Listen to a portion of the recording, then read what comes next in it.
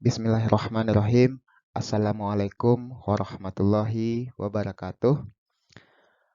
Pada kesempatan kali ini, saya akan menyampaikan mengenai pemecahan masalah pembelajaran siswa, yaitu pada mata pelajaran pemeliharaan mesin kendaraan ringan di kelas 12 OB SMK Negeri 2 Bogor pada tahun pelajaran 2022-2023. Kali ini akan saya sampaikan sendiri, yaitu Andri Gunata Tasman, SPD GR, yang merupakan guru pada mata pelajaran pemeliharaan mesin kendaraan ringan, teknik kendaraan ringan otomotif.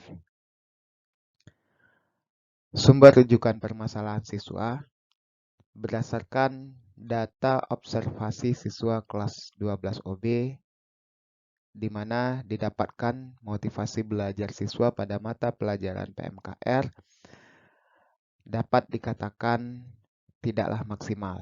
Hal ini dapat dilihat dari yang pertama, absensi siswa.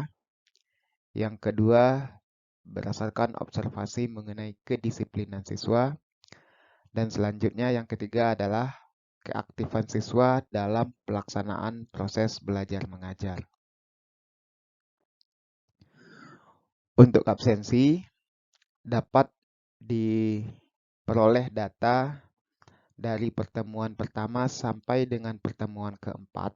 Terdapat 6 siswa yang pernah alfa saat proses kegiatan belajar mengajar.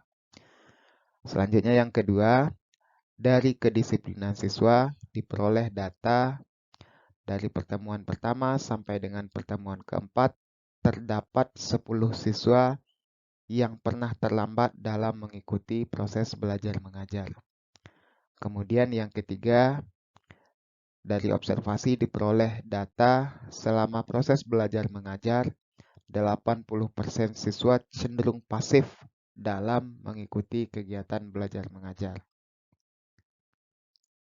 Nah, dari data yang dipaparkan tadi akan menjadi permasalahan yang harus kita carikan solusinya. Apa yang menjadi penyebab rendahnya motivasi belajar siswa kelas 12 OB pada mata pelajaran PMKR? Nah, ini harus dicari dulu akar permasalahannya, sehingga apabila akar permasalahan tersebut sudah bisa kita dapatkan, maka akan mudah bagi kita untuk mencarikan solusi atau jalan keluarnya. Nah, akar permasalahan tersebut setelah kita dalami dan kita carikan datanya, maka didapatkan 3 akar permasalahan yang menjadikan permasalahan seperti yang disampaikan tadi. Yang pertama adalah berasal dari faktor keluarga. Didapatkan beberapa siswa yang sering terlambat, kemudian kurang disiplin, dan tidak fokus dalam mengikuti kegiatan belajar mengajar. Salah satunya adalah peran keluarga yang juga tidak maksimal, seperti pemantauan dari keluarga pada saat dari rumahnya berangkat tapi tidak sampai ke sekolah, atau dari rumah berangkat siang dan tidak dipantau dengan baik, tidak diingatkan oleh keluarga, sehingga hal ini akan menimbulkan permasalahan seperti yang disampaikan tadi.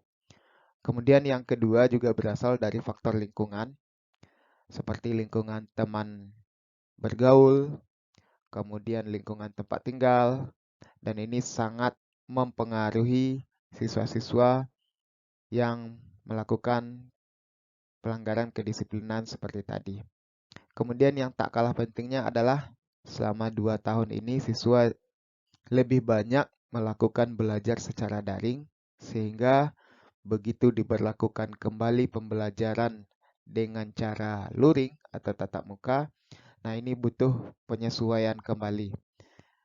Sebagian besar siswa juga banyak yang merasakan dengan sistem belajar tatap muka kembali, mereka harus menyesuaikan diri kembali karena sangat berbeda situasinya. Kalau belajar daring dari rumah, siswa begitu fleksibel dan untuk aturannya juga tidak terlalu mengikat seperti pembelajaran yang dilakukan secara tatap muka. Nah, dari 3 sumber permasalahan tadi, maka solusi yang kita lakukan dalam mengatasi permasalahan tersebut adalah yang pertama, tentu saja harus berkoordinasi dengan intens dengan orang tua, terutama dari siswa-siswa yang melakukan pelanggaran tadi.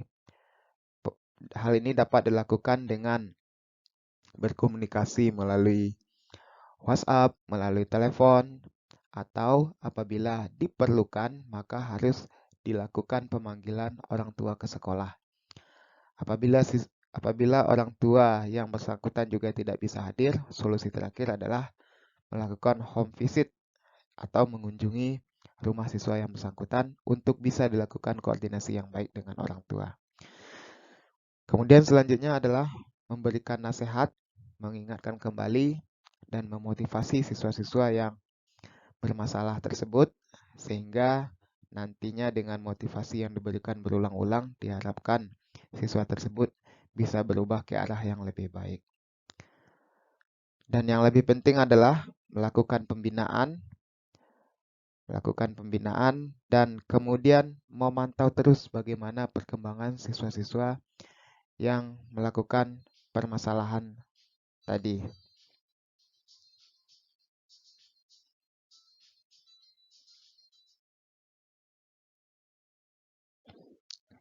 Baiklah, untuk selanjutnya dari tindakan yang dilakukan tadi, maka kita mendapatkan hasil dari pemecahan masalah dari 3 tindakan yang kita lakukan tadi. Yang pertama, dari pertemuan yang kelima dan seterusnya, 100% untuk kehadiran siswa itu sudah bagus.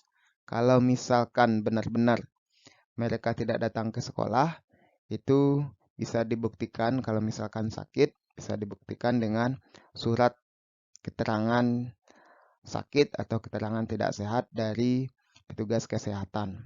Kemudian juga siswa-siswa yang biasanya tadi datang tidak tepat waktu, sering terlambat, sekarang mengalami perubahan ke arah yang lebih baik, datang ke sekolah sudah tepat waktu, dan ini menjadi perkembangan yang baik. Selanjutnya dalam proses belajar, juga siswa lebih aktif, bisa dilihat dari hasil observasi siswa lebih sering bertanya apabila tidak memahami yang dijelaskan oleh guru. Kemudian dalam pelaksanaan penyelesaian tugas-tugas juga lebih baik dari biasanya.